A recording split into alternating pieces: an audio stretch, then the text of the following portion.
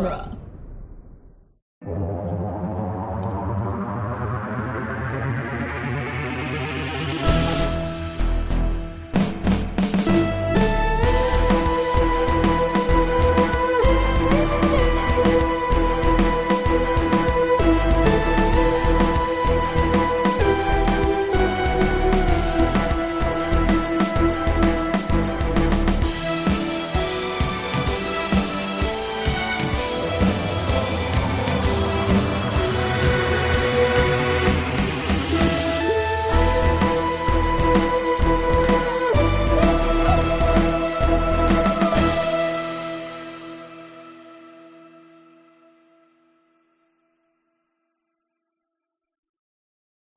Hello and welcome back to the Doctor's Companion Presents Doctor Who The Long Way Round, the weekly podcast where we review and discuss every episode of Doctor Who, one doctor at a time. I'm Cass Fredrickson. I'm Nick Jimenez. And I'm Scott Corelli. And today on the show we'll be discussing Army of Ghosts and Doomsday, the 10th Doctor's 10th story. 10-10. 10-10. 10-10, everyone. 10-4 was like trucker, was like, what was that called? You know, when you communicate on the radio, RV radio. Oh, yeah. Yeah, 10-4. 10-4, good buddy. I wonder what 10-10 was. I don't know. I don't know if it was anything. Right. Who knows? Who Who knows if those made any sense? They might have just been, you know. But it's been this collective madness that truckers went through in the 70s. Yeah. I don't know. Because they would say when they were like, oh, everything's fine, they'd say 5 by 5, which is where Faith, that's why Faith always said that in Buffy. But I don't think there was like 5 by 3 or 5 by 2 or anything. No. It wasn't that detailed. It wasn't like Dimensions. Yeah. Yeah. Right. I'm 5 by 4. I'm okay, but I'm a little off. I'm not 5 by 5. Ain't that just the way? 10-4, good buddy. 10-4 on that. Anyway, yeah. So this is the series 2 finale of Doctor Who, and the end of the first season with David Tennant as the 10th Doctor, and the brutal, relentless, unforgiving death of Rose Tyler, as is continuously alluded to through her own words throughout both of these episodes. I'm going to die. It's going to happen. Get ready. I'm almost dead. Here it comes.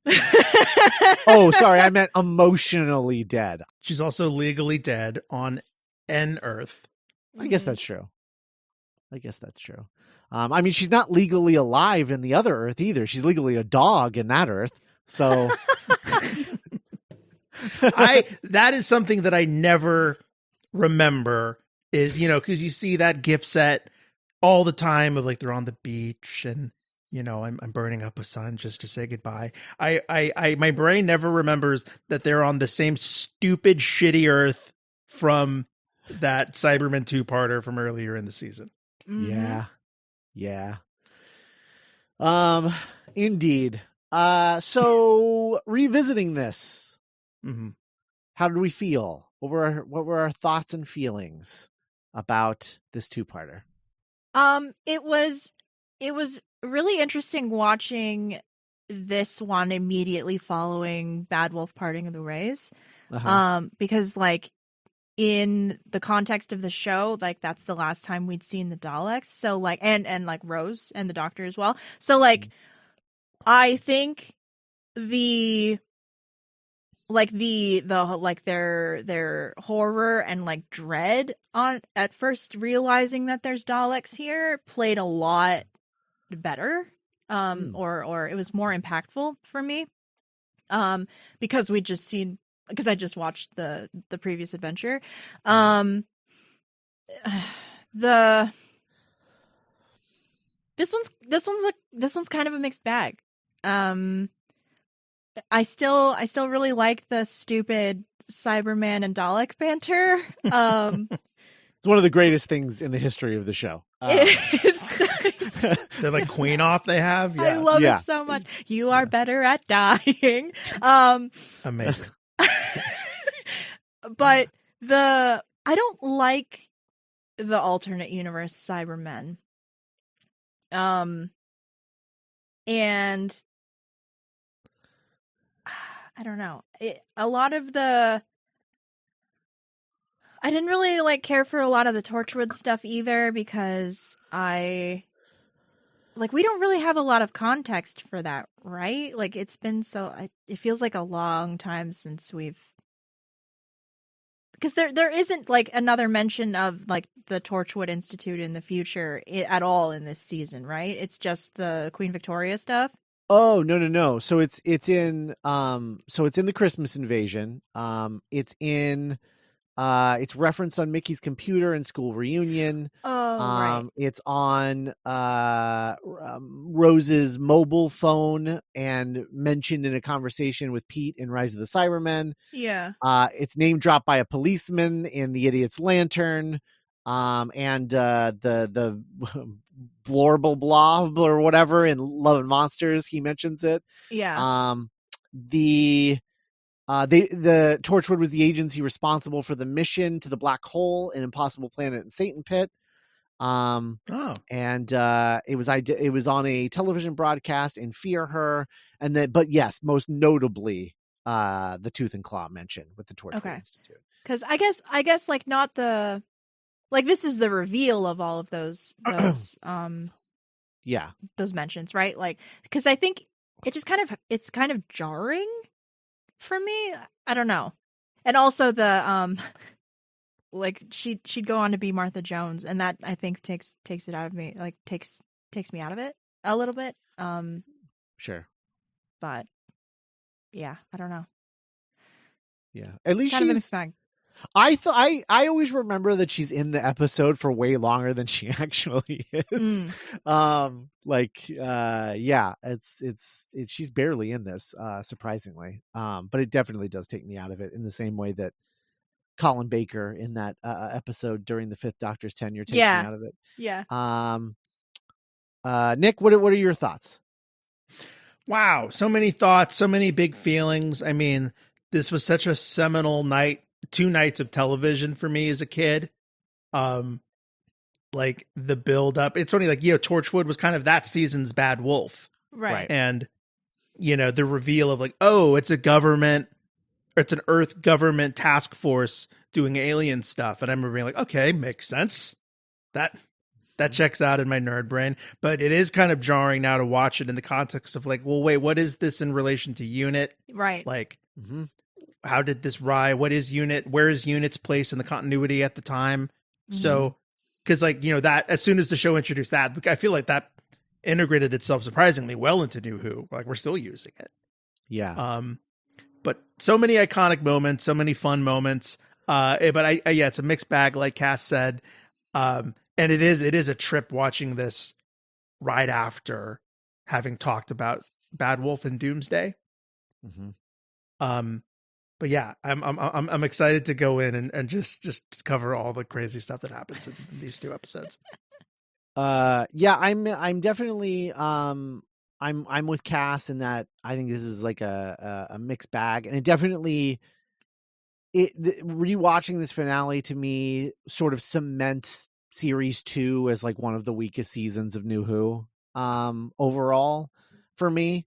Every season has like pops and like good episodes, but like overall, I think this season was pretty weak. And it's a lot of people's favorites.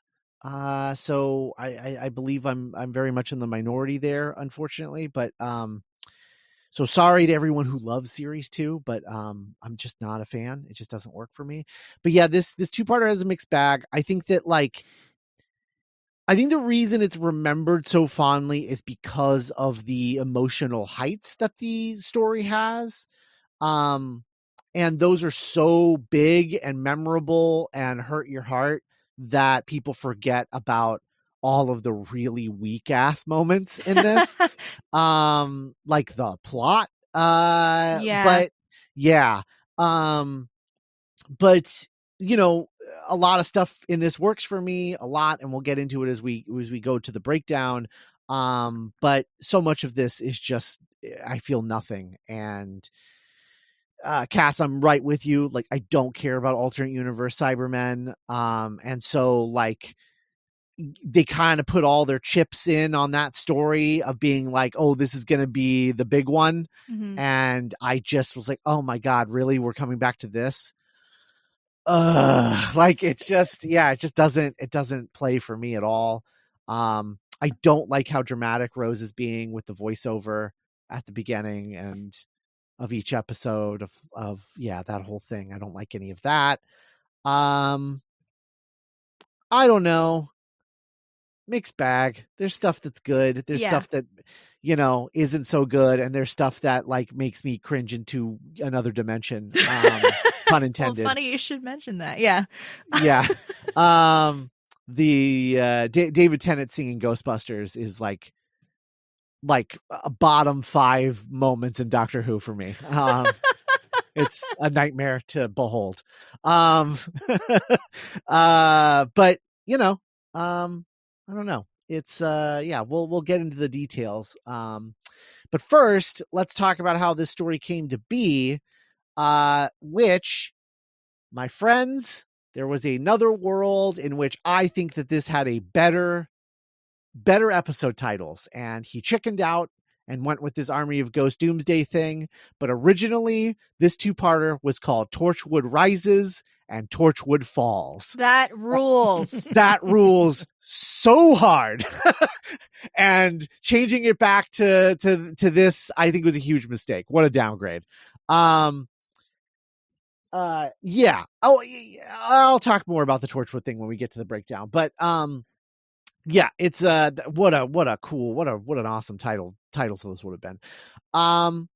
In any event, we keep talking about Rise of the Cybermen and the Age of Steel, and how connected to that story this one is.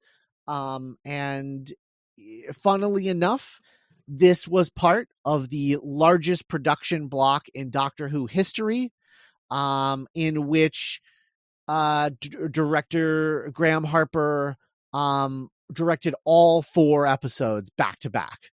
And the reason for that was because they knew that Mickey wasn't going to be in the back half of the season. He was going to be in that 2-parter, go away for a long time, and the actor who played Rose's dad, but would go away for a while and then come back in the finale. And they were like, well, rather than paying to keep them on hold, let's just film all of it back to back, and then we can shoot them all out and they can be done.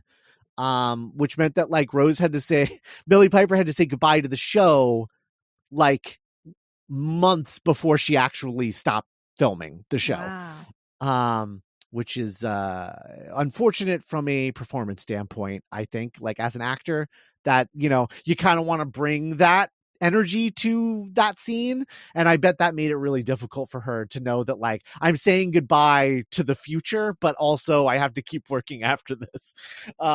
That was probably really hard for her, which sucks. But yeah, so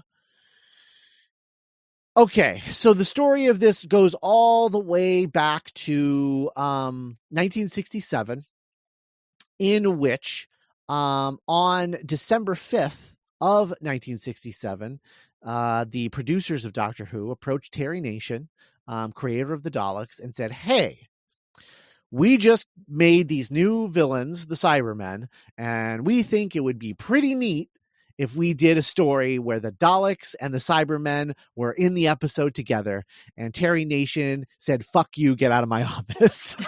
And that put the kibosh on that for a long time. But it had always been in fandom, in Doctor Who message boards and, fanzines and everything of like, oh my God, what if there was an episode where the Cybermen and the Daleks were like in an episode together? How epic would that be?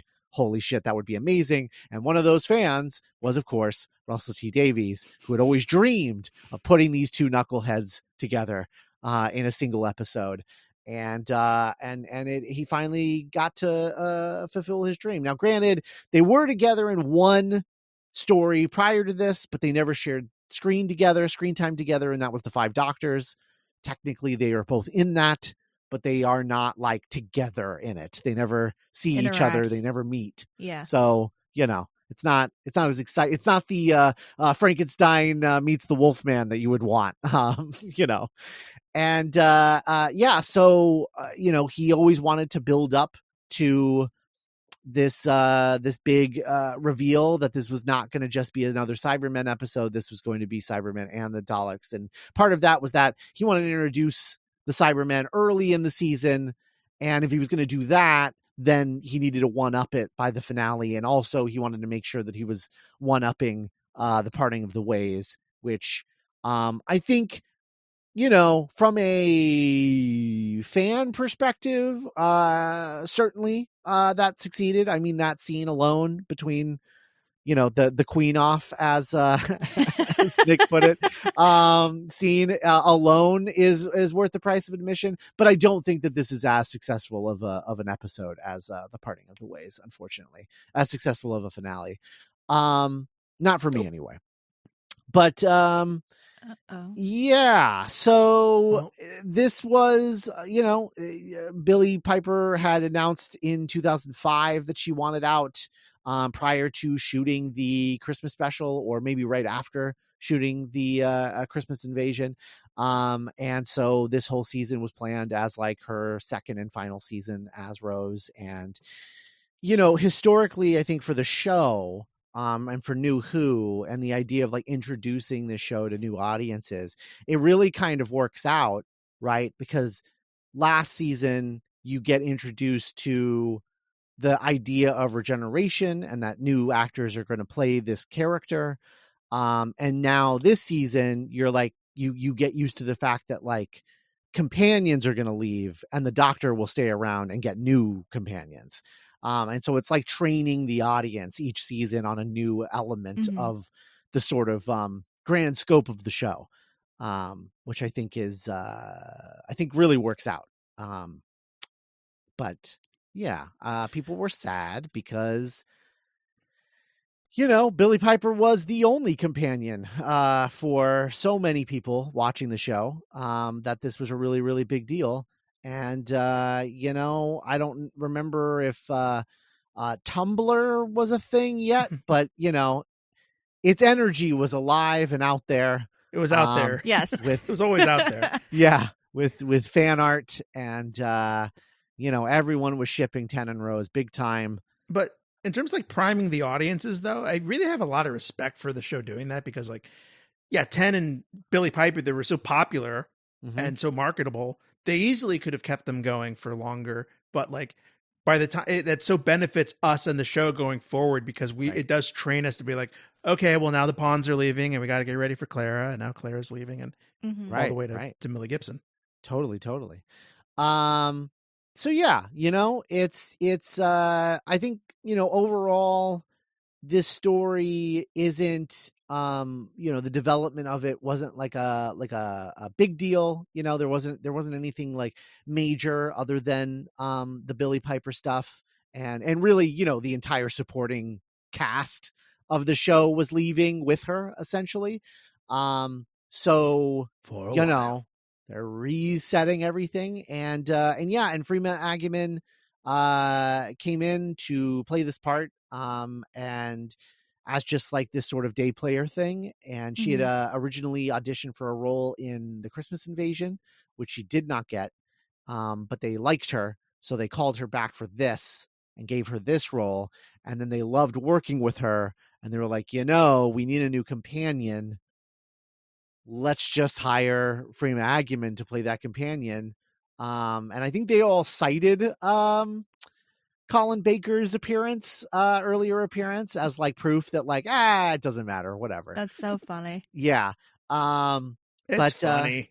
Yeah, it's funny. It when they figure it out. Yeah, but what was interesting was that she was not announced as the companion despite having been signed on. They kept that pretty under wraps, because Russell did not want to introduce that companion until the start of series 3 and wanted the Christmas special to be like sort of a reset, an emotional reset for the show, and was like, this is going to be a great opportunity to bring in like a really well-known like British staple actress and have her play this one-off role in the Christmas special. And that'll be really fun. I don't think he had any idea what he was setting up with that first appearance at the end of this episode. But it's very interesting in retrospect how it's just sort of thrown together as like, this will be fun. And yeah, cemented everything about what would go forward with this character, which is really, really fun. But yeah, that's about it. I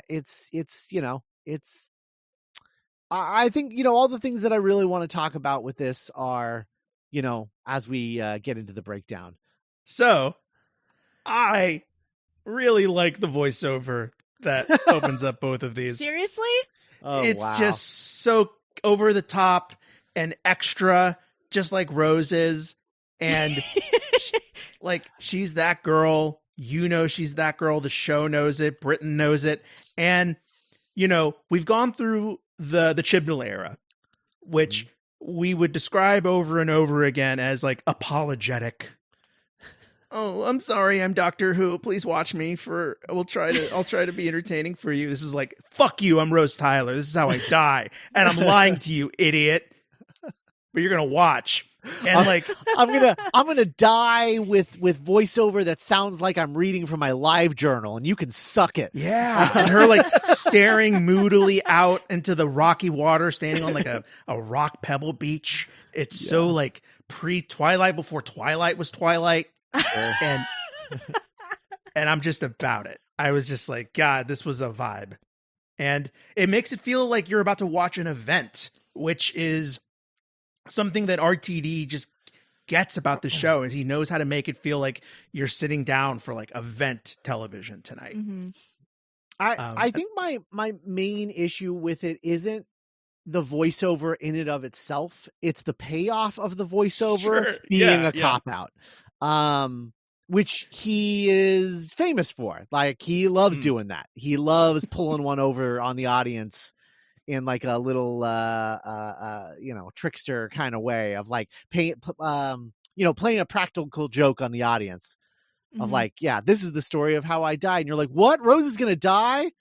No, legally, metaphorically die, Yeah. Or oh my God, I'm regenerating. No, he's not though. It's fine. He's a troll, Scott. He is. He loves to troll the audience a little bit. Yeah. And it's not that Moffat can't be, but it's a kind of another kind of brand of mischief. Yes. The two of them have. Yeah. I don't know. Maybe that's it. Maybe Chibnall just wasn't cheeky enough. Yeah. That is, he was very earnest. In the way How that dare Batman, Doctor Who be earnest? in the way that Batman Begins is earnest, where it's we're going to take this Batman stuff really seriously, and that's right. Yeah, that's Chibnall's kind of brand of earnestness. So they come out. Rose and Rose and Ten appear in modern day London. They're going to go visit Jackie. She's like a kid coming back from college. She's got the backpack full of laundry. But you mentioned Tumblr earlier, Scott. Do either of you remember there was a deleted scene that made the rounds of, it was a longer version of this shot, but it includes at one point they hold hands, and it's they kind of make a joke about it, we're holding hands, we're so happy, and you see the end of it because Rose starts to skip and jump, and then they cut. Yeah, and it became a thing that was shared a lot of why did they cut this? This is so cute. And I think of that extended version when I watch this because it just kind of paints a picture of where these two are at. They are peak happiness, peak that couple, not a care in the world. I think for me, you either cut the voiceover or you cut that, but you cannot have both of those things back to back. It's Gilding the Lily too much. So they get to the flat. You see Jackie. Jackie's very happy to see both of them, even the doctor now. Again, kind of, it's cool to watch this right after Doomsday Parting of the Ways and just seeing like how differently Jackie treats 10 compared to 9, you know? You keep calling a different episode Doomsday in part 1, and neither of them are called Doomsday. What is it? Bad What Wolf. did I say? Bad Wolf Bad Parting Wolf. of the Ways. But Bad Wolf earlier Parting of the you Ways. said Bad Wolf and Doomsday. So Bad it was Wolf, like, okay. it was a different Bad Wolf episode. Parting of the Ways. Yeah, Yes. Yes. I want to say this now. I have kind of a super thought about Jackie that Oh. kind of hit, or something that applies to her throughout the episode, but I'll say now. You know, she's like 40 in this episode. So she says, maybe she's older and lying about her age or whatever. But like, you know, I thought about it today. She probably had Rose when she was around, like not that much older than Rose. Mm-hmm. And so it really hit me this watch through how kind of frozen in time Jackie is. And the reason sometimes her and Rose, their chemistry is sometimes sibling like is like she is still kind of, she hasn't, for multiple reasons, even like losing her husband and like how young she had to start a family and become a mom, she is kind of like frozen in time and is childlike. Like there's a moment where the doctor starts breaking down why the ghosts aren't real and Jackie's like, oh, you're spoiling it. And it's a very childlike like disappointment. And so I don't know. I noticed that this time. I don't know if I've called that out before in the decade we've been doing this show, but Yeah. They're like I don't know. Okay, first of all, before I say this, would you consider them chaffs? Are they chaffs? These two? Is that their like the accent that they have and everything? Are they like oh yeah, like that kind of London? Yeah, kind of street London, you know, like you know, lower middle class, kind of like working class. Yeah, I kind of want to say Mickey is sort of maybe it. I don't know. Yeah. I don't know if that's I don't know if it's like an M&M, like a white thing. If you have to be white to be a chav, I don't know that either. I don't know, but in any event, they're like Chaff, Lorelai, and Rory Gilmore. You know, in that same way that like Lorelai, like if Andrea Arnold directed Gilmore Girls. Yeah, because you know Lorelai was famously like, you know, I think she's 30. She was a teenager. Yeah, she was 16. Rory. So she was like 32 in the pilot when Rory is turning 16 or something like that. So yeah, they're like literally 16 years apart from each other. And yeah, that's kind of the vibe that I get from these two. And like Lorelai, Jackie is the same. It's the same thing where it's like, yeah, she's just sort of spinning her wheels. Like she doesn't know what she wants to do, you know, because she doesn't know how to really be an adult because she had to like freeze all that to be a mom, you know? Right. And Lorelai was kind of immature, childlike character sometimes. And even Rory was like, Mom, geez, like, yeah, grow up, please. Wearing cowboy boots to a PTA meeting. Or, Right. Yes. Because it's laundry day. Yeah. No, and I got that too. And it adds more context too. Like it makes, I think her arc in this episode pays off Love and Monsters in a really interesting way. And she was like our new appreciation, I think, of that episode largely when we revisited it. Was like her whole arc in that of like just trying to find a guy, and just every time they go back, she's dating someone new, you know, and we never meet them because it's not important.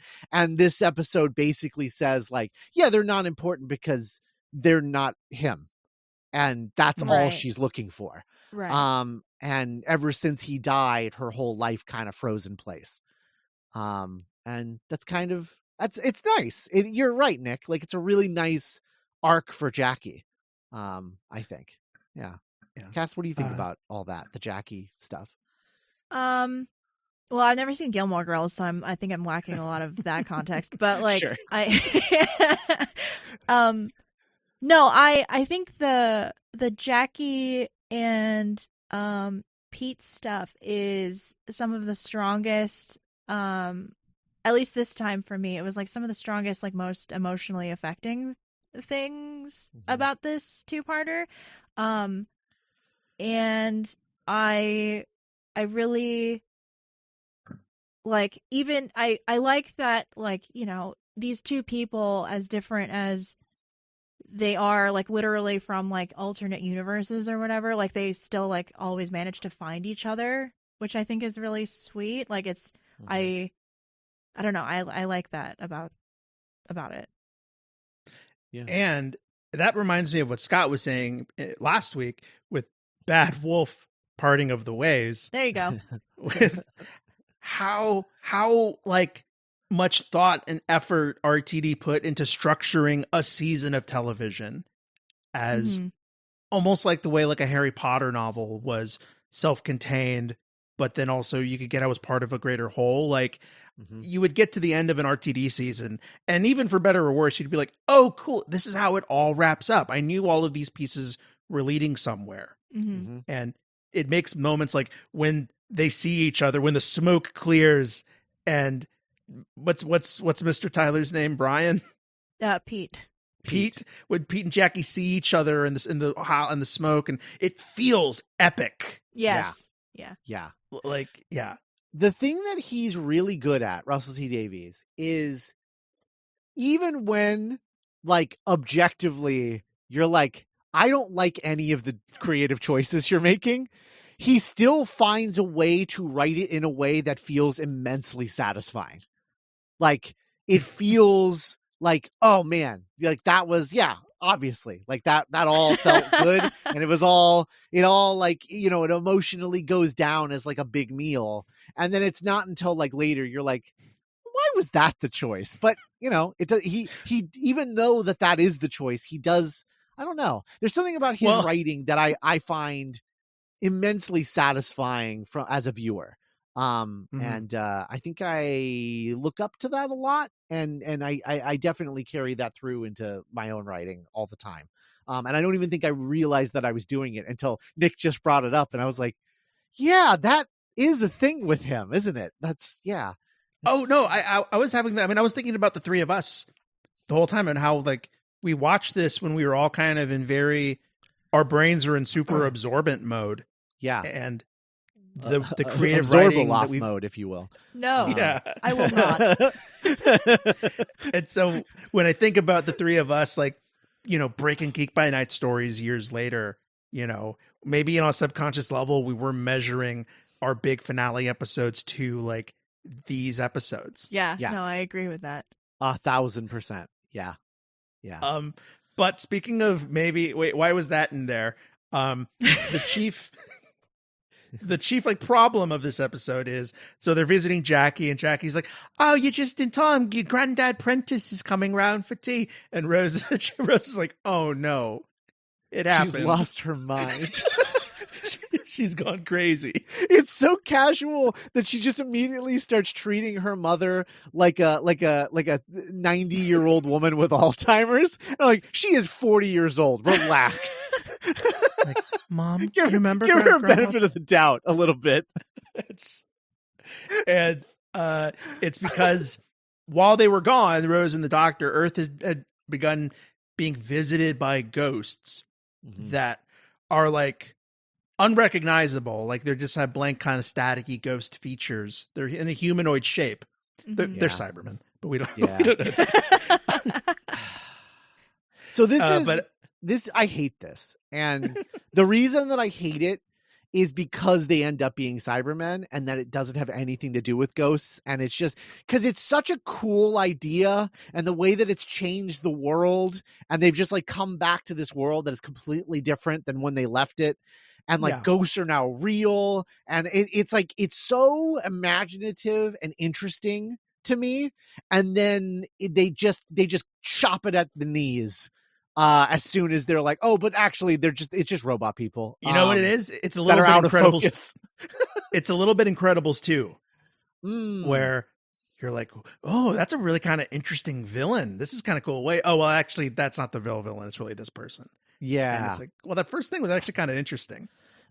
Yeah. But because like Jackie is somehow able to discern like, oh, this ghost, this nondescript ghost is my dad, because I can smell his like cigar smoke or his musk, or I just feel like it is. it feels like a really cool concept that is wasted in this episode. I would vastly prefer this to be somewhere else and be its own thing, and not, secret Cybermen. Cass, any thoughts on the ghost aspect of Army of Ghosts? I always forget that it's there. Like, it's like in the title, but I'm like, how did the Cybermen show up again? And it's like, it's this. And so it just feels like a weird, like, non sequitur almost. Or like I don't know, what's the term, like a MacGuffin, but it's not. It's like, that's the plot of, I don't know. It's very weird. Or like when you watch a Simpsons episode, famously, it's like never about what the first like minute or, Yeah. But that structure, I don't want to say work like gangbusters, but because it didn't work for Cass necessarily, but it worked last season with Bad Wolf. Like, they're all in reality shows became, and it's oh, that's how this started with the Doctor being in Big Brother and ended with him dead. Yeah. Like, well, that escalated quickly. Yeah, sure. And this is like, there's no such thing as ghosts. Like, oh God, Roses. I'm never going to see Rose again. Rose was stuck in a alternate dimension that I had to burn a sun to say goodbye to. Yeah. You mentioned this, Scott, and so something I've said over and over again that I love about what RTD does with Doctor Who is he really loves playing with pop culture and showing how human culture and trash culture would interact with like sci-fi concepts. And so, the Doctor and the Doctor and Jackie and Rose are channel surfing, and we get all these like, very 2005. Yeah. Ghost commercials and stuff like that. But one Easter egg I wanted to highlight, gentlemen, if you don't mind, is so a cameo that we get is Barbara Windsor playing her iconic EastEnders character, Peggy Mitchell. She's the one who's like behind the bar, and she's like, I know it's you, Denny. I don't care if you've come back. You're getting out of my bar. The joke behind that is the ghost that she's talking to is the ghost of Den Watts, who was a character who died in EastEnders in 1989. And then they brought the character back famously in 2003. And it was this big, like, you're alive. We thought you were dead. And then they had just killed him off a second time in EastEnders in 2005. That's funny. And so that's the reference. Is like, I don't care if you're back this time. That's really funny. That whole sequence. So famously, one of Russell T Davies' like directors that he has been dying to work on the show since the show came back in 2005. He's been trying to get Edgar Wright to direct an episode of the show.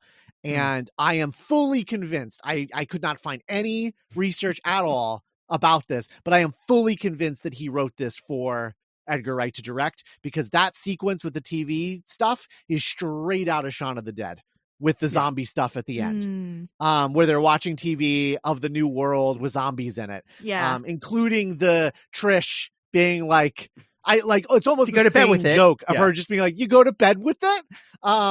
Except it's not a zombie, it's a ghost this time. They're both highlighting teleculture. Right. There was like multiple, it wasn't just Trish. I think there was like an anchor that was the same. And like, there was like multiple things that were the same. Granted, it's all coming from the same era. Cause like, it'd be a perfect fit because in their own ways, they're both really interested in telling stories about being British. Yeah. Mm-hmm. And weird quirks of British culture. That's true. But I love that sequence. It's so fun. And it's another reason why it upsets me that they wasted all of this on this story. We cut back to Torchwood offices. We meet Yvonne. Yeah. Yvonne, I forgot her last name already. But she's like the head of Torchwood and kind of quietly like another stock Doctor Who character of like the head lady in charge, whether it's Kate Lethbridge Stewart, the lady with an eye patch who was in charge of the silence. Remember her? Sure. She reminds me more of the lady in charge of the Adipose company in Partners in Crime. Yeah. For sure. Yeah, she's definitely a stock RTD character for sure.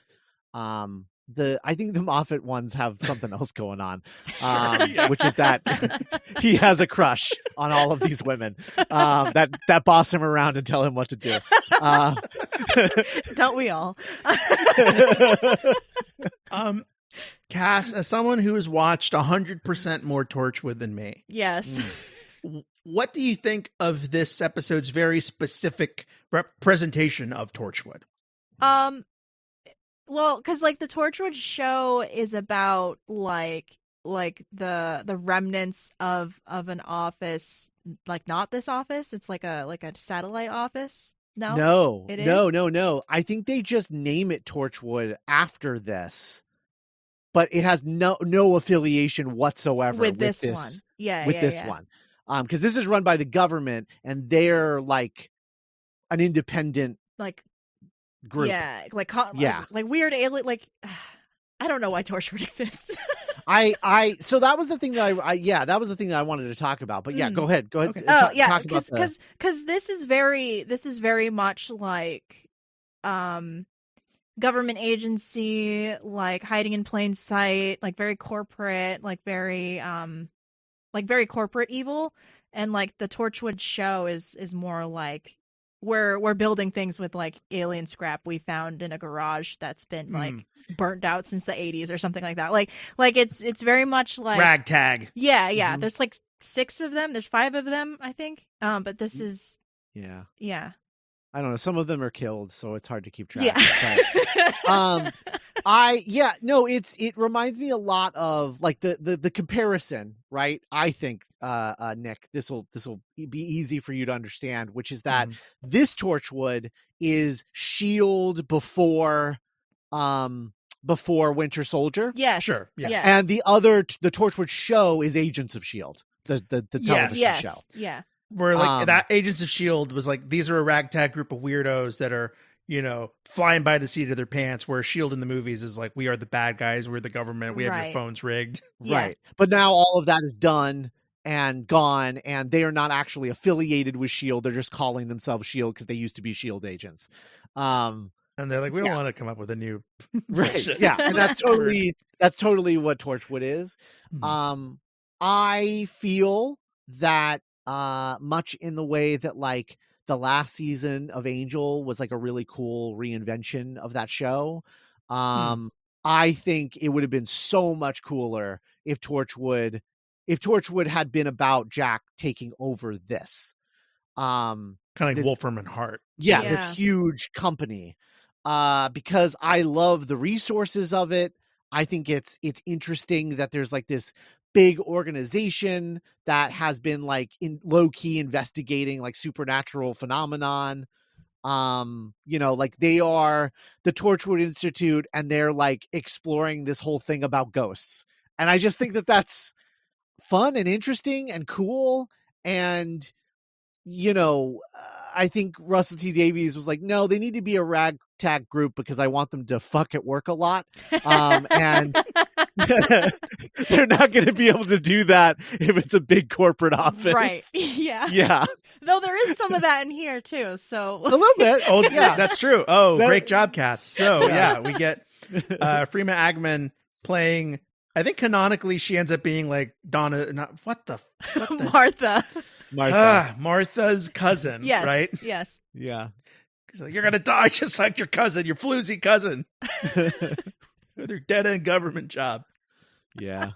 So I don't know if her character is even named, unfortunately, but she's sending like office DMs to this other guy, and it's like bored, LOL, like, me too, yawn.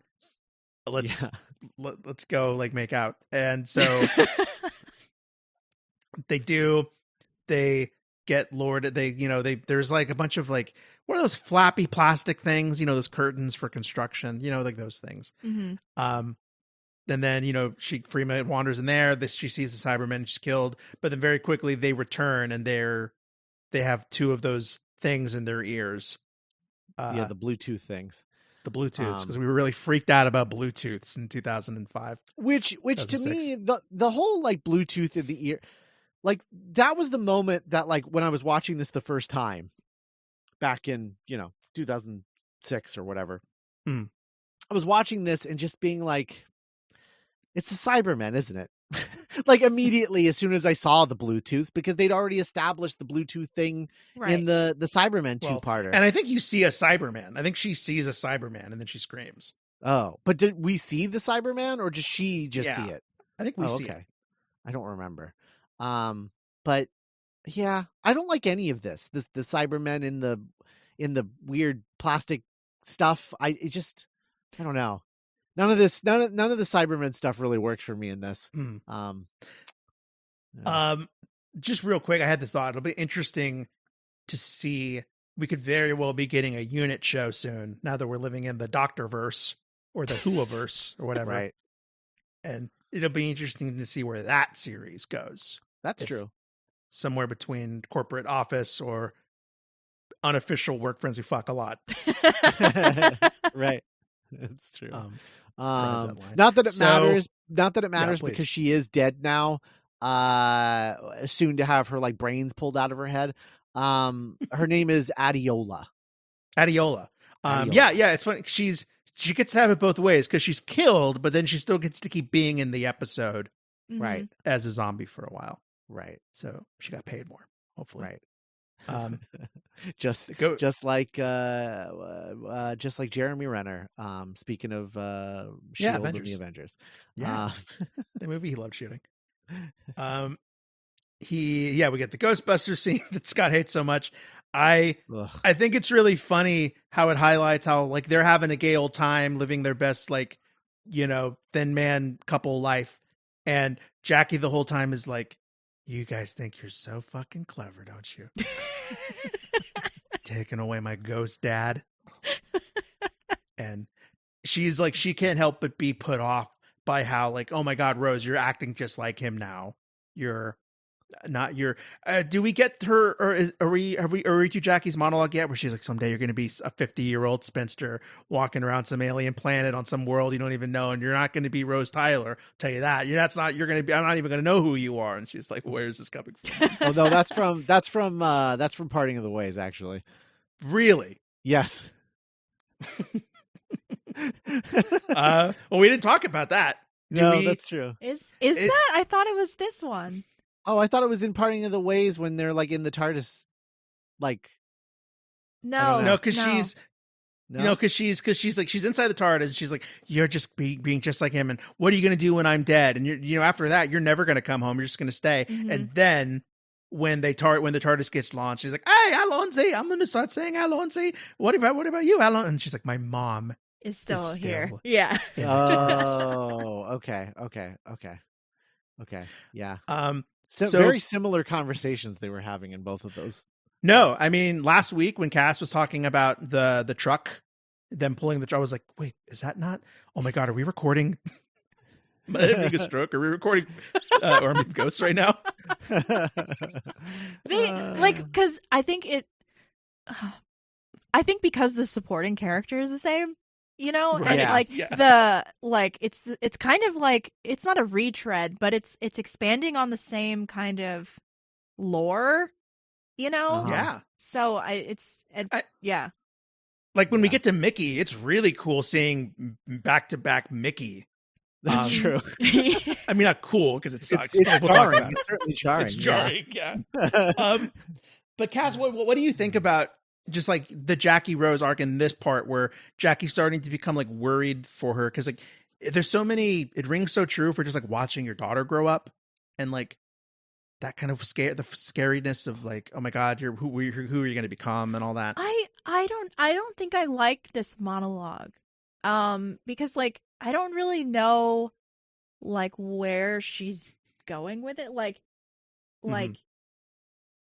because like like changing as you like evolving as a person is like kind of what you're supposed to do, and I think that underscores like where Jackie is now, like we talked about earlier, like because because she doesn't recognize her daughter anymore, you know, and which is like, I don't know, that's like something that I've been through with my mom, where it's like my mom has a very specific like image of who I am, and like I've outgrown that, you know, like several times over, and so like that's where that conflict is coming from. So I think it's interesting in that way, but I'm not like, I don't know, I in Rose's shoes take issue with the Jackie monologue. I don't know if I like it, but I like what it brings to this conversation that we're having now about like Jackie being, when I think about like pre-Doctor and like how comfortable Rose was, like being pals with her mom, and they would just go out to shops and come back and watch TV. Right. And how probably warm and comfortable that felt for Jackie to have like a best friend and a daughter like under her roof, and how kind of scary that can be of like, oh wait, no, you're leaving. Oh, I'm not even going to recognize you, but I'm going to frame it as a bad thing, as if you're betraying some part of you, which I agree isn't entirely fair to Rose. Right. But it's, I think it's honest in terms of like, yeah, of course that's how Jackie would feel. Right. Because it's, you know, from Jackie's perspective, like you said, Nick, hanging out with her basically like twin, you know, personality wise, every day was allowing her to, I guess, not come to terms with the fact that like she's stunted and that her life is kind of going nowhere in a lot of ways. And, you know, losing Rose, quote unquote, to this evolution, and now she's alone, and she's realizing how stunted she is and how frozen in place she is, because she's seeing her daughter like outgrow that at the age of like 19, 20, right, versus her who's like now 40 and is in the same place that she was, you know, 18 years ago. Yeah. And I don't even know, and like, not to get, I know this is Doctor Who and not like Charles Dickens or The Wire, but like to me, I think that says so much more about what, just how little society offers people like Jackie, whether that's like gender, class, you know, income, and how she is kind of like, well, like, what else do I have? What else is there left for me to expect out of life? Like, I don't know if I'm going to have access to a big grand adventure like my daughter does. Right. Right. Does Jackie work? Have they ever established that? Does she have a job? She must work, but I don't know that they've ever mentioned. Like, she like work in shops? I don't know. I think. Or do her boyfriends just pay her rent? Like, good for her. Yeah. Yeah, I can't remember. I mean, I even read the Rose novelization by Russell T Davies, and I can't remember if they mentioned her like, working at an electronics store or something. Right. She mentioned that she's worked in shops, but that was past tense. In shops. Yeah. Kind of going back to that, like the pettiness of Bad Wolf, of like, she takes it as like, oh, you know, well, what's wrong with working in a shop? And Rose is like, that's, you know, that's not what I meant. Right. Like, right. I saw dinosaurs like a day ago. So the TARDIS takes off with Jackie in tow. They crash into the Torchwood offices, and the Doctor meets Torchwood, and they're holding up guns, but then Yvonne's like, yay, we're happy that you're here. You're the Doctor. What I love David Tennant's acting when he is so not used to men in uniform with guns like applauding him. Yeah. And he's a little uncomfortable, but he's also a little chuffed. He's also a little like, no, finally some respect. Yeah. You should applaud me every time. This lady also reminds me of the lady in the next Doctor, also a Cybermen lady. Yeah. Oh, like the headmistress or whatever? Yeah, the headmistress lady. Yeah. Same personality again. Yeah. That one's written by RTD too, isn't it? Sure is. We're going to have to talk about it. We already talked about it. Yeah, we already talked about it. In our bracket, didn't we? Yes. Oh, boy. And then the move of like, I know you always have a companion. Where's your blonde young companion? And the doctor's like, here it is. Her name's Rose. Her name's Rose Tyler. Here she is. I know she's a little worse for wear, but here she is. She's been with me a long time. Not You one can of my get favorites. so many adventures out of this bad boy.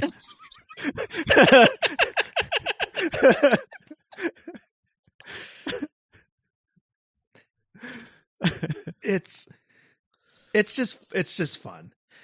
And so yeah, it's just a fun move. I think this episode for me maybe more than the sum of its parts, just because it's just funny to me having Jackie be like this idiot, and Doctor being like, oh god, you're my least favorite, Tyler.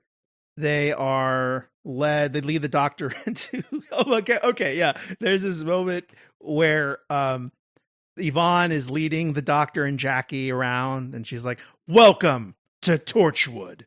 And it is like a warehouse and like 3 trucks and like maybe 20 extras. And it was just so charming. It was really just like, God, look how far we've come now with like in the Disney Plus era of the show.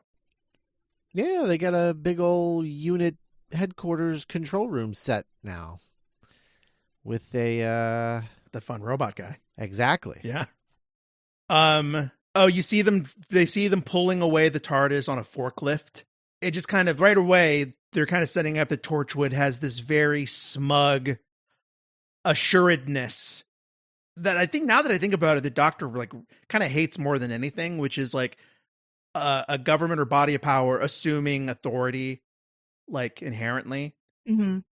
And like there's this kind of like innocuous but telling part where they have like this thing or something, and Jackie's like, oh, I can help that with me groceries, and Yvonne's like, no, actually you can't. This will never be for commercial use. This is just for Torchwood. Yeah, I don't know. Something about that lady really bugged me. I think it probably had something to do with the fact that, like, I don't know, this seems like a character that Russell T Davies uses a lot. The sort of business lady who is like a villain, but just acts like a boss, like a girl boss kind of thing. And I don't know. It just it grated on me this time. Just because I think we've seen it before, and this definitely isn't the best version of this. That line where she says, wait, you know, where the doctor's like, wait, are we prisoners? And she's like, yes, of course you are. And then just moves on. I don't know. It feels like, a lot of other characters, and a lot of other characters that Russell T Davies has used before. Like specifically, she reminds me of the CEO lady in, Partners in Crime, with the, adipose, and that whole situation. They might as well be the same character in my mind. I don't know.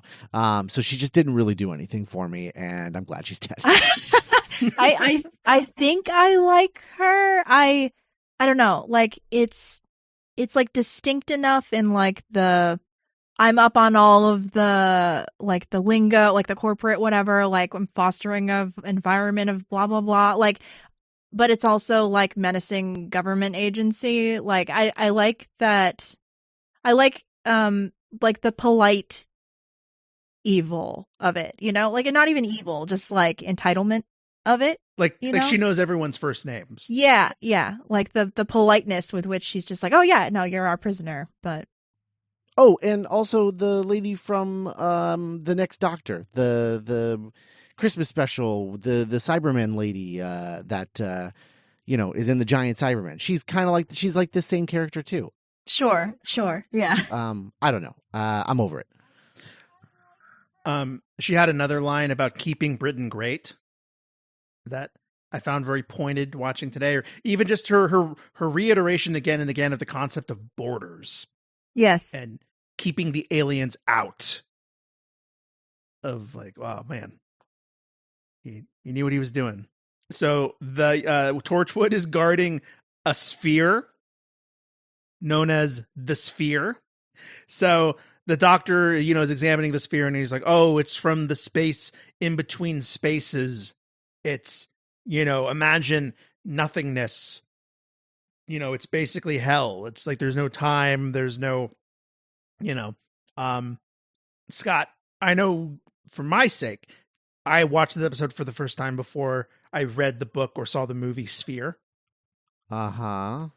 But, similar to Sphere. I guess. Big Sphere vibes from this. I wasn't really getting that at all. Really? No, not really at all. That's crazy. Yeah, I don't know. I think it's because it's not really like a first contact story the way that Sphere is, and that's true. It's I don't know. Like, if the sphere wasn't in Torchwood and it had just like appeared in public, like imagine instead of the ghosts, the stupid ghost thing, it was like this sphere just appeared, this giant sphere appeared in the center of London, and everyone was like, "What is that?" And they show up, and all London has changed because everyone's talking about the sphere. Right. They're like, "Oh, you're gonna watch the sphere on the telly tonight?" That kind of thing. And then at some point after the mystery of the sphere and you introduce Torchwood and all the things, the sphere opens and everyone's like, oh my God, what's going to be in there? And then boom, thousands of dollars just come out. Yeah, it's like ants. Yes. Oh shit. Oh my God. Oh God, they're everywhere. Oh no. So, Torchwood is like, Yvonne from Torchwood is like, this is an untapped source of energy. Britain could cut all ties from the Middle East and be a truly independent nation. And the doctor's like, it will literally like rip the universe in half. I'm begging you not to do this. Mm-hmm. And the doctor uses what I think is like his true power. He unleashes his true superpower in the scene where the doctor's like, don't do it. Yvonne's like, I'm going to do it. We're going to press it again. You stupid, you act like you know more better than us. I read this in all your notes. You're not smarter than us. And the doctor's like, you know what? Okay, press it. Press the button. And she's like, you're not going to stop me. Like, I know I'm not going to stop you. You're gonna sit down and you're going to press the button and we're going to see what happens. And through that, he is able to weather through fear or appealing to Yvonne's, the doctor's like, I know somewhere there's a part of you that is pragmatic and is logical and is rational, and you're going to sense that something's wrong and you're not going to, I trust you. And like, it really was an example of like what the doctor does that no other hero in fiction can do, which is like, we like make stuff happen, not through manipulation or violence, but kind of like just charisma, like a big charisma role kind of. Cass, what do you think? I think that is manipulation. Like, I thought you were going to say his superpower was passive aggression because yeah, for sure. He is very much like I think he's but I think you're right. Like, he's read like what sort of person this woman is, and he's like making a very calculated move. Like, I'm not going to do anything, and she's going to do it for me. It is. You compare him to like it's very Gandalf. Yeah. Like, it's like using his mind to manipulate to his will. Yeah. This just feels like very much a 10 thing, a 10th Doctor thing. Like the idea of by doing nothing, you're convincing the person to do the thing you want. Right. And, I don't know that that's passive aggression. I guess it is a form of manipulation, but I just think it is uniquely 10. Cass, do you agree that it's kind of a uniquely 10 moment? I think so. Honestly, it reminds me a little bit of like what Seven does it's like in the same spirit where he's just like, he's very like calculating in this.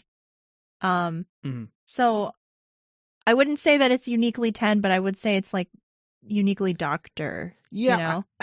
I guess they're like related, because they are ultimately the same person, but there's something so kind of cool and collected about what 10 is doing, where he is fully confident that there is absolutely no doubt that this person is going to do the thing that he wants if he acts like a catty mom. But I think the thing that is unique about what Seven's manipulation tends to be, at least in Classic Who, is almost more like a pickpocket. Yeah. You don't even realize he's manipulating you in the way that you don't realize a pickpocket has stolen your watch. That he's so good at turning everything around, getting you confused to the point where you think you came up with the idea, and in reality, Seven incepted it into your brain by talking you in circles. Yeah.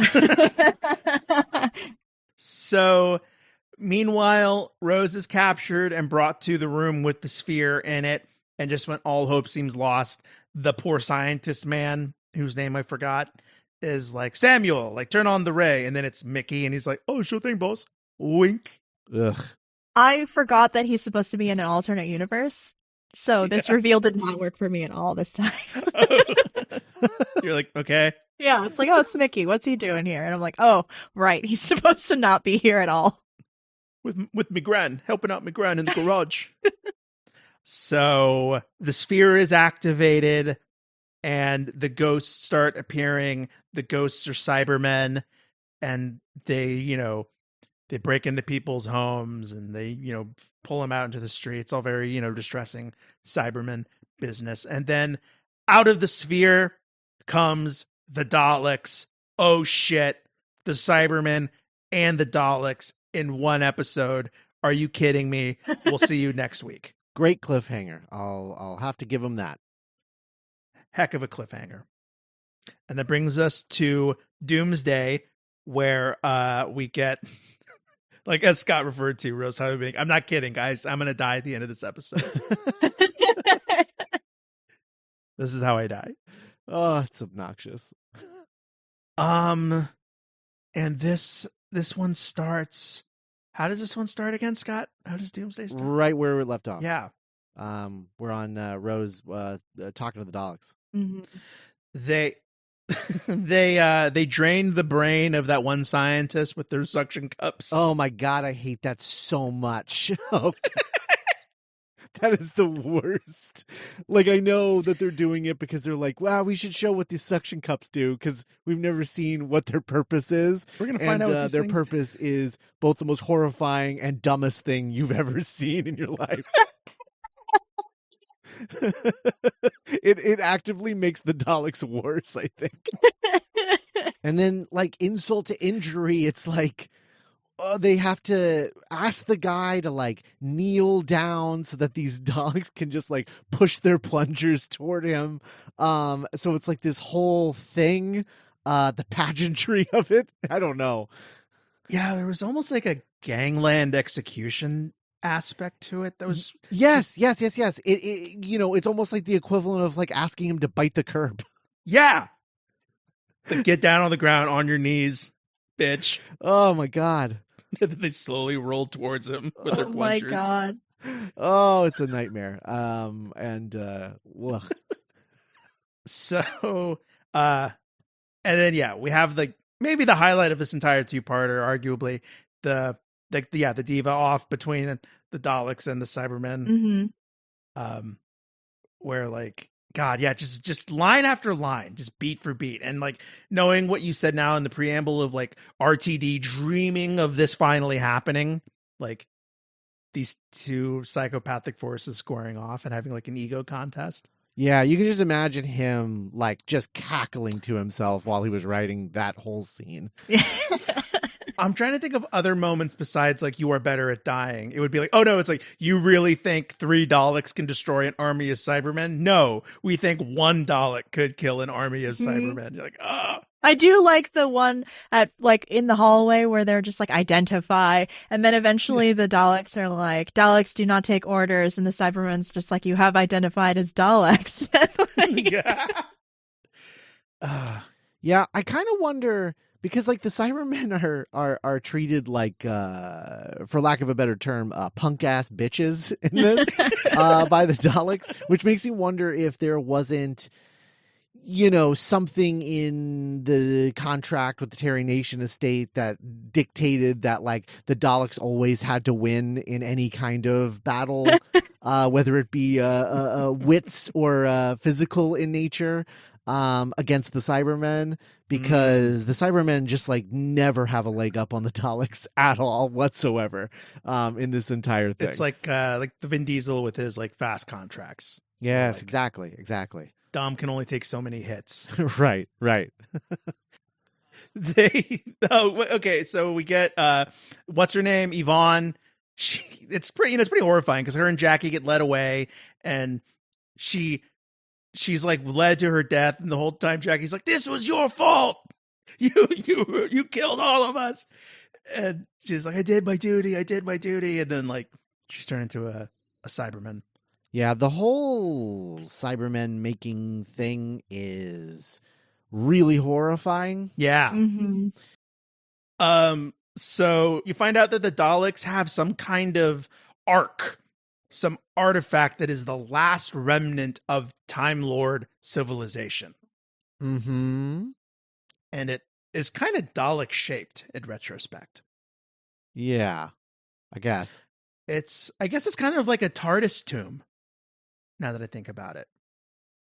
How so? Like a tomb that is bigger on the inside and can actually fit. You know the way they imprisoned Imhotep in The Mummy? Right. Like this ark has imprisoned millions of Daleks. Yeah, I guess. And so, but throughout the episode, they're like, open the thing so we can see what's in the thing. They keep talking about Time Lord science, so it's why they need like a time traveler to open the ark. Mm-hmm.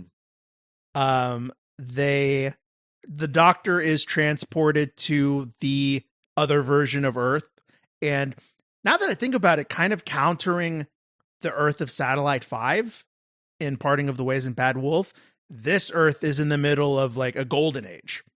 Mm-hmm. Right. Like things are going better than ever since the Doctor left.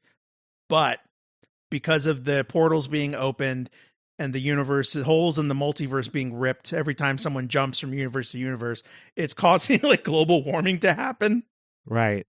And like the Earth rose in temperature last year because they've been using this stuff. Mm-hmm. Any of this excite you at all, Scott? Doing anything for you at all whatsoever? No. Not at all. Sorry. All of this is just really boring. I don't know. Cass feels similarly. Yeah, as much as I like was down on the episode that we were talking about last week, I think that like, and even though like this one's like kind of boring, but when it's not boring, it's like when it's on, Yeah. It's very much that for me, where I think I had a better time watching this one, but it is still like kind of boring because the character moments are so like on point. Like the not so much like the Mickey stuff, I guess, but like just the things with Jackie and ultimately like that really like the scene with Rose on the beach, Yeah. But or like, so much of like I can't remember when in the episode, I think we might have missed it already, but the Doctor's squaring off with some Daleks and they're like, you're unarmed, and he's like, hell yeah, I'm unarmed, that's my thing. Idiots, I'm unarmed. And they're like, a screwdriver, and he goes, that's right, it's on a screwdriver. It doesn't maim, doesn't kill, doesn't wound, but you know what it does do? It opens doors, bitch. And like that is Doctor Who to me. That is like peak Doctor Who. And I remember watching this for the first time, and just that little moments like that were really what endeared this character to me forever, which is the idea that like he doesn't walk in with a gun or hurt people, but he uses his brain and the screwdriver. And like I think, yeah, like this episode, this two-parter is filled with too many iconic, perfect Doctor Who moments for me like that to like have me write off this episode completely. Right. I am glad you brought up Mickey though, Cass, because like, yeah, this episode is full of like big hanging a big old lantern of like Mickey's cool now. He's a badass. He's like got guns hidden in places, and he's like giving one-liners like Mickey, I'm Mickey, I'm saving the universe. And it's like, no, doesn't work at all. Not at all. So something that I think is really cool about this episode, and again, like what Scott said, of like, oh, I forgot this is where all of this starts, all of this bullshit, is the cult of Skaro. These $5 or $3 that are like named and have names. I'm like, I remember these guys, and like that they are Daleks that were given the unnatural task of thought and dreaming and creating new ways to destroy, so much so that they even had the luxury of individual identity. And yeah, just so rich still after all these years. And then we get it's very good at opening doors, like that moment. The reunion that we talked about between Pete and Jackie, and just like paying off that over the course of 2 seasons, and just, yeah, it feels like I didn't even know I wanted this to happen, but now that it's happening, like my heart's swelling. Right. Yeah, it's sort of what RTD does best, right? Is just the idea of making something that gives you so much emotional catharsis that it feels earned, even though, you know, these people they don't know anything about each other really. Not really. Right. Yeah. For sure. Because they're not those people. Yeah. The Daleks keep referring to something called Time Lord science, and the Doctor's like, what do you mean Time Lord science? And then when the Ark is opened and we find out that it's a prison ship and it's been housing all these Daleks that have been entombed since the Time War, the Doctor's like, oh shit, I know Time Lord science bigger on the inside. I want to just briefly highlight the timeline for these Daleks. Okay. So they were in the Time War. Doing who knows what during the Time War. Right. The Time Lords trapped them all in the tomb. Yeah. The Ark. Yeah. Which, who knows how Phantom much... Zone. Phantom Zone. Who knows how much mobility or consciousness they had while they were in there for who knows how long. Yeah. They are brought out for like 10 minutes. Yeah. And then they are vacuumed directly into hell. It's incredible. And they made the point of having the individual screams of the Daleks record as they're being vacuumed. So funny. It's great. So this whole time, periodically, the Doctor has been wearing 3D glasses, and they haven't been putting too much attention on it. At one point, he's like, I bet you're wondering why I've been wearing these the whole time. And Rose is like, why have I been wearing these the whole time? She's like, because you can scan time travel shit with these. Yeah, this whole thing, I find the 3D glasses a little like kind of low rent and annoying, but I do. It's interesting using them as like, the red side sees like one dimension and the blue side sees the other dimension. So when you're wearing them together, you can see like these little like particle stuff floating around the people that have traveled between the two universes. And so this is helping him figure stuff out. But I just like how this whole, like the drama of this whole sequence plays out with the portal of the sucking the Daleks through the portal, and the whole like, oh, we're gonna send, like the Doctor sneaking up behind her and putting like the necklace on and like pushing the button and sending her to the other universe, whether she wants to or not, and then her immediately coming back, and because they made that choice, she is getting sucked in because the portal is like recognizing her from being from that universe because of the void shit that's like all around her. And just like that whole sequence of her knowing that she could get sucked in, but also being like, I have to fix the switch. I have to make sure that the lever gets pulled all the way so that we can suck in the rest. And then they almost lose her, and then she's just caught by her father from the other dimension and sent back just as it closes, and then that's how she gets trapped over there. Just like the timing of it all really works out, and I think it's pretty cool. Cass, what are your thoughts? I feel a little weird revisiting this because I used to love this episode a lot.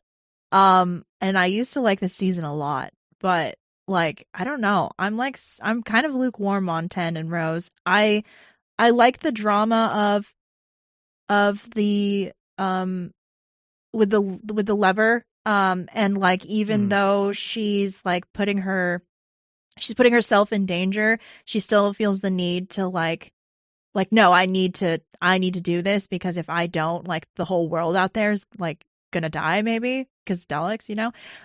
So I like that it kind of like underscores her heroism and then it also makes it kind of like her downfall where she and I think like that's kind of an arc that like the new Doctor Who has explored a lot where like the Doctor emboldens people to the point where they like put themselves in mortal peril and like ultimately it's like his fault, you know? And like it's twice now that Rose has been like, no, I'm not leaving. Like I'm going back. I'm going to save you. But like this time it doesn't work out the way that she wants it to.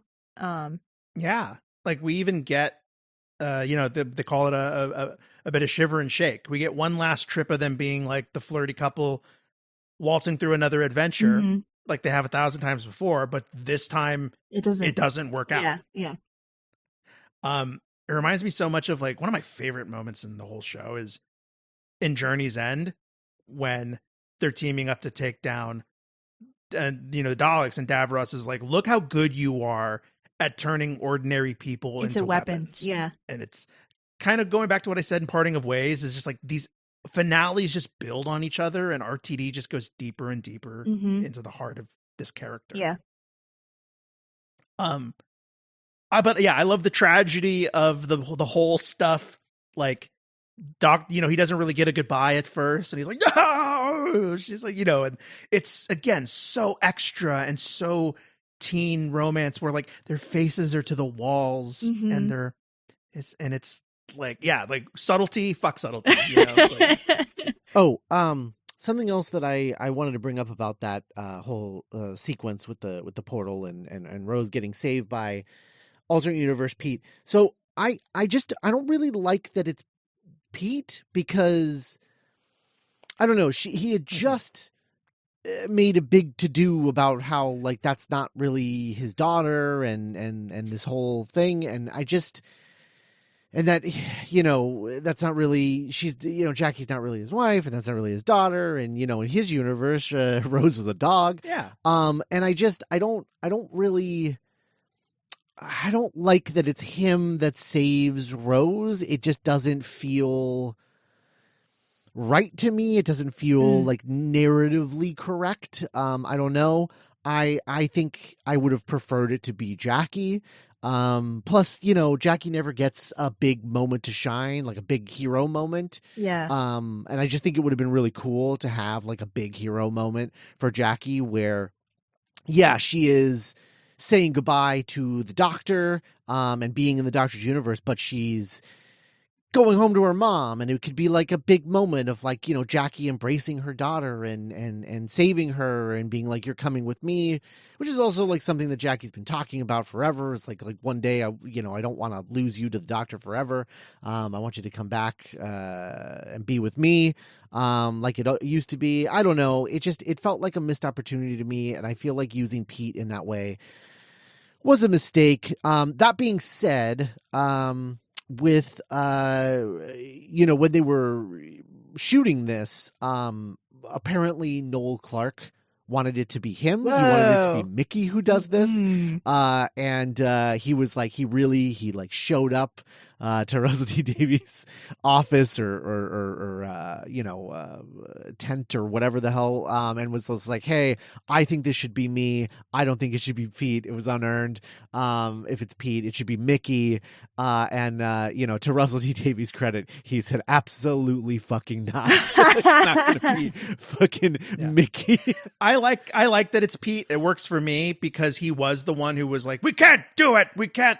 And then it's like, oh, in my head, like off camera, Jackie said something, or he had some kind of turn of heart of like, this will never work without her. I need to go back and save her for Jackie, or maybe some kind of loyalty, or damn, because he had that moment where he was like, fuck it, I'm going to run into your arms, even though I know you're not my Jackie. Right.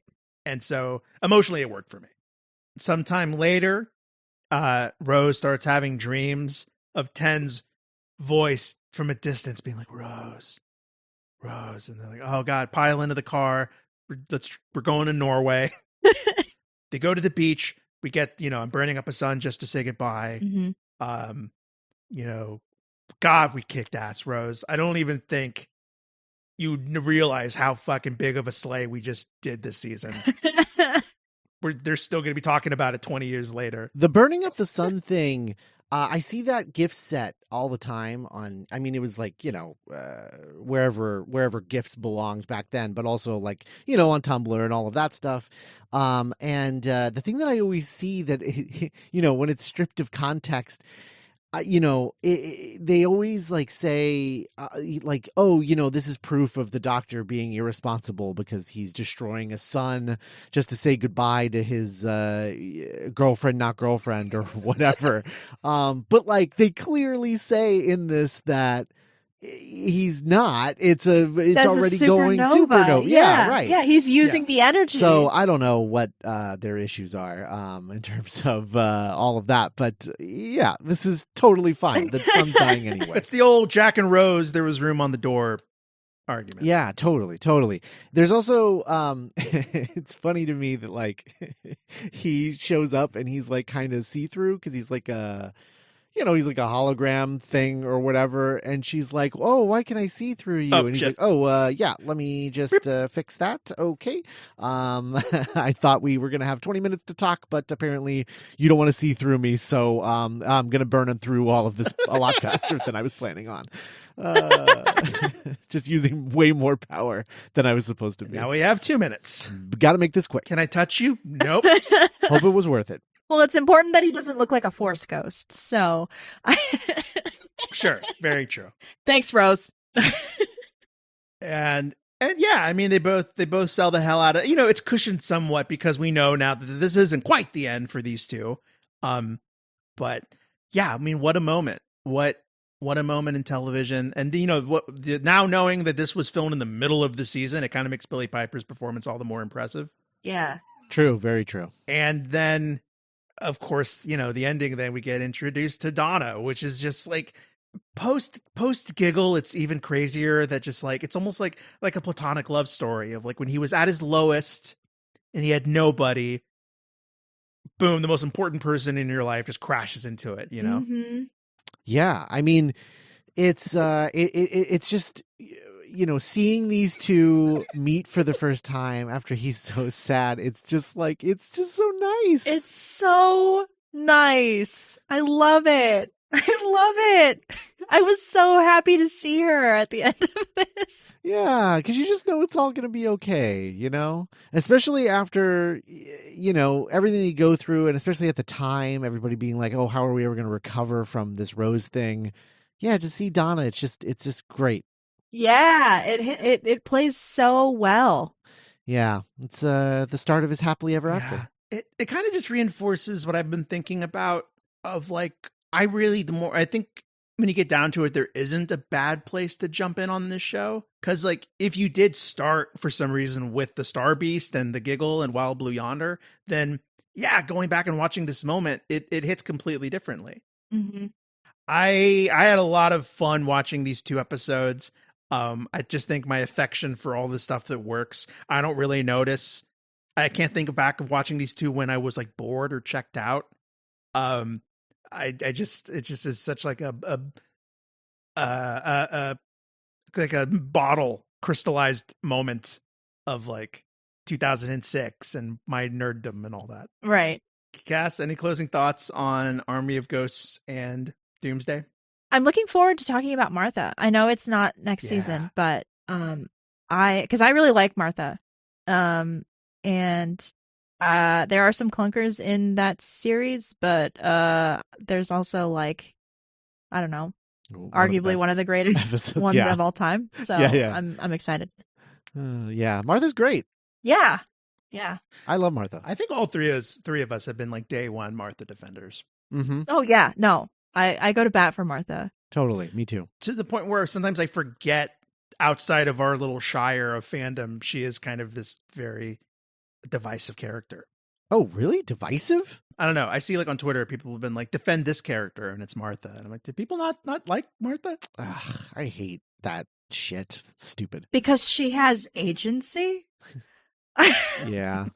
I mean, I think it has probably more to do with like the whole just coming off of Rose, and then she has like a crush on the Doctor, and yeah, like the 10 and Rose shippers are just, kind of insane about them. And so I think people saw her as more of a replacement for Rose than they probably should have, because they weren't used to the show moving on from companions. Right.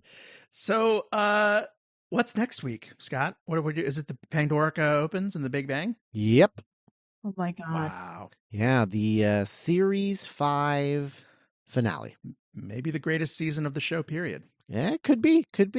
So yeah, next week we're going to be doing that. I am looking forward to revisiting that episode. I haven't watched it in a while. Yep. But yeah, that's it for this week. Thanks so much for listening, everybody. If you're not on the Discord, there's a link in the show notes. Join the Discord. We can talk about Doctor Who over there. I've seen a lot more people joining, which has been really cool. We got a really great, healthy community over there. We're all very nice people, and there are no trolls. And if there ever were a troll, we would kick them out because we don't want them around either. So check that out. The link is in the show notes to this, and we will talk to you next week with Pandorica Opens and the Big Bang. Bye, everybody. Bye. Bye.